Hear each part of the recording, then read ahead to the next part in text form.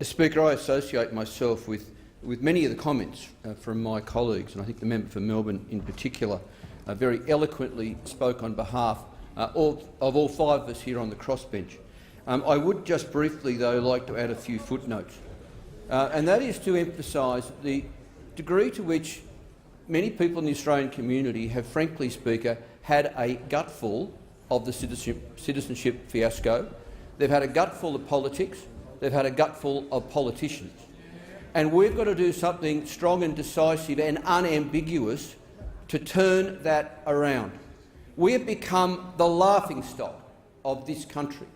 And if we don't resolve this matter decisively and unambiguously this week, then our stocks will go down even further.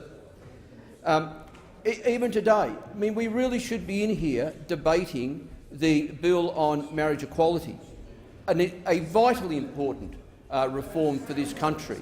Member for Hughes. But we can't get ahead and finish debating that and vote on that while there is such a cloud over, frankly, the character and the integrity of this parliament, because it has been brought into disrepute by the citizenship fiasco. Frankly, Speaker, the only way to end this, in my opinion, is that every member in this House about which there is a legitimate concern about their eligibility to be here under the Constitution, he or she must be referred to the High Court.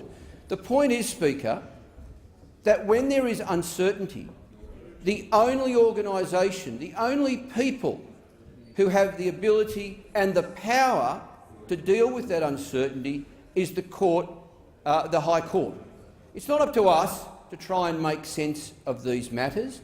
I mean, it's been interesting today, and I must apologise to some members of the media. I've been quite rude and had to pull out of some media commitments today, simply because we have been flat out being lobbied to death by both the government and the opposition.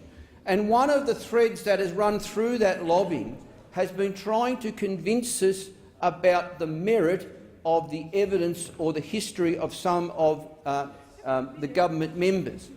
But the fact that there's had to be that discussion, that uncertainty, that debate, the fact that during this session here, Speaker, the Manager of Opposition Business has come up to the member for Mayo and repeatedly discussed, even debated, the circumstances in which someone would inherit American citizenship, well, that means there's uncertainty. The fact that the two sides are debating over the eligibility of any one individual means there's uncertainty.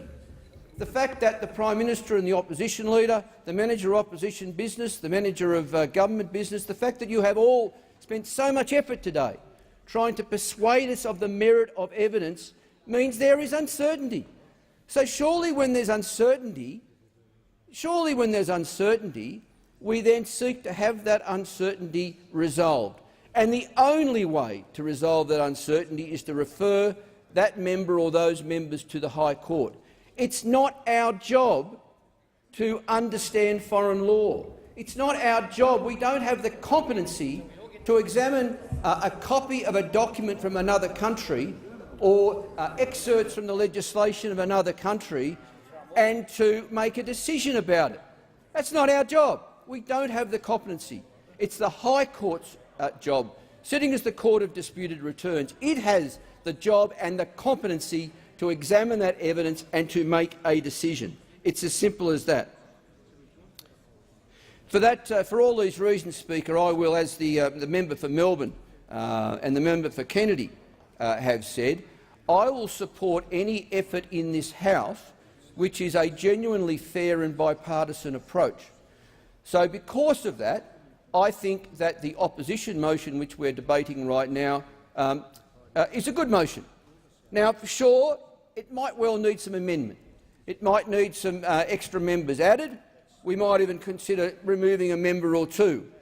But the approach is the right approach. It is a bilateral approach which seeks to bring fairness, to this matter, and which seeks, I think, to demonstrate to the Australian community that the parliament has come together and is acting collegiately to clean up our mess. I will support that sort of attempt to resolve this issue. I will not support any move by any party which is basically some sort of hostile attack on individuals. So I would not support, and I don't think any of my colleagues would support, any attempt to turn this into a succession of motions focusing on a succession of individuals. And I'd be quite concerned that that would become effectively a government hatchet job on the opposition. Now, I'm not in the opposition. I hope I never am. I always want to be an independent. I want to be the independent member for Denison.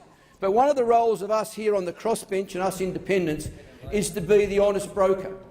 And where there is unfairness or some improper conduct in this place, to stand up here, to speak about it and to try and rectify it. And that's why we on the crossbench will only support referrals which are done in a bilateral way, in a fair way, a way that I think can give the community some confidence that we are dealing with this effectively, decisively and unambiguously. So, really it's up to the government, I suggest, Speaker, to shift their position and to come around and to understand that they need to work with the opposition, and the opposition, you need to work with the government and be open-minded to the requests of the government to come up with a consensus, because that is the way to get the support of the 5 crossbenchers. That is the way to resolve this matter quickly. It is simply not an option to leave this matter unresolved in this period before Christmas. It is simply not an option for the Australian community to stand around for the next couple of months laughing at us, getting more and more angry with us, more and more disgusted with us, with some idea that we might come back next year. That is not an option. Thank you, Speaker.